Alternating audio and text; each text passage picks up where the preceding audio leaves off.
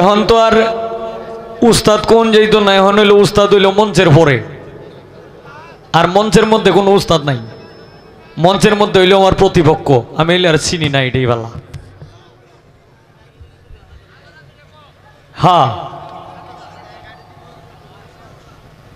আমারে তো যাই হোক, আমারে কইছে যে খাতির করতো না, খাতির করে গান গাইতো না। সরকার সাহেব, সারা বাংলাদেশের মধ্যে যারা শিল্পী আছে, যাদের সাথে আমার সাক্ষাৎ হইছে, হেরা আমারে খাতির করছে না, আর আমিও তারারে খাতির করে গান গাইছি না। সম্মানী মানুষকে সম্মান দিছি, অসম্মানীরে অসম্মানী করছি মঞ্চের মধ্যে।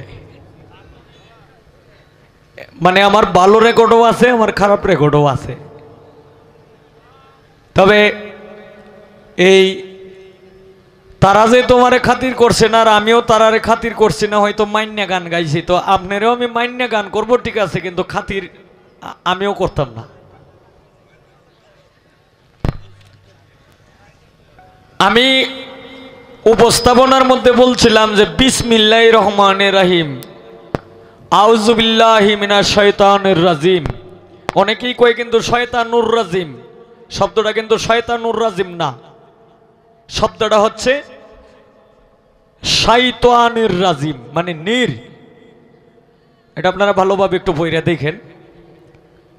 এখন আমি আউযু বিল্লাহ কেন আমি পরে কইলাম, সরকার সাহেব আমারে তো শয়তানে ধরছে না, এর লেগে আমি আউযু বিল্লাহ পরে কইছি। আর যারা রে শয়তানে ধরে তারাই কইব আউযু বিল্লাহি মিনাশ শাইতানির রাজিম।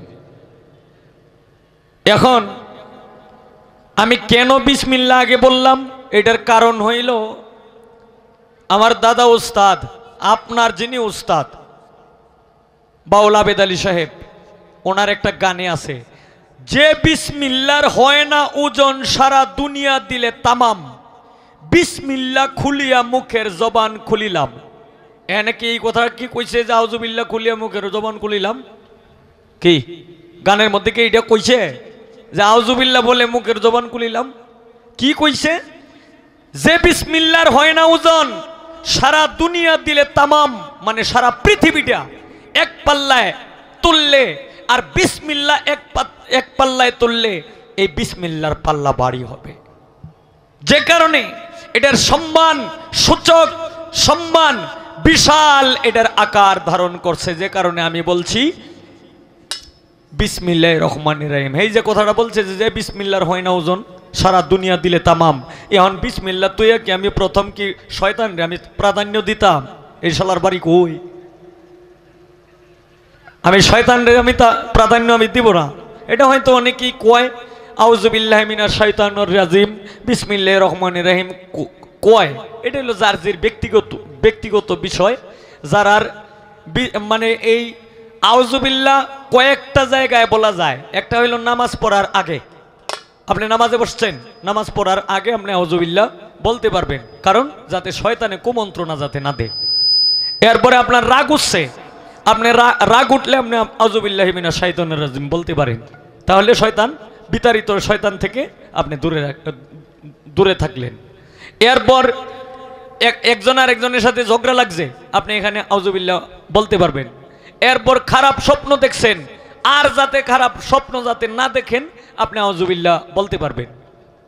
কিন্তু বাবাজি আমার এখনো শয়তানটাই ধরছে না, যে কারণে আমি বলছি বিসমিল্লাহির রহমানির রহিম আউযু বিল্লাহি মিনাশ শাইতানির রাজিম। আর আদমকে যখন এই বেহেশতের মাধ্যমে যখন গন্ধমকে ছিল শয়তানের দুকায় পড়ে, তখন এই আদমরে ফলাইছিল জিদ্দা, আর হাওয়ারে ফলাইছিল হইল শরমদ্বীপ। এই শরমদ্বীপ একজনে কান্নাকাটি করছে শরমদ্বীপ থাকিয়া, আর জিদ্দায় কান্নাকাটি করছে আদম আলাইহিস সালাম।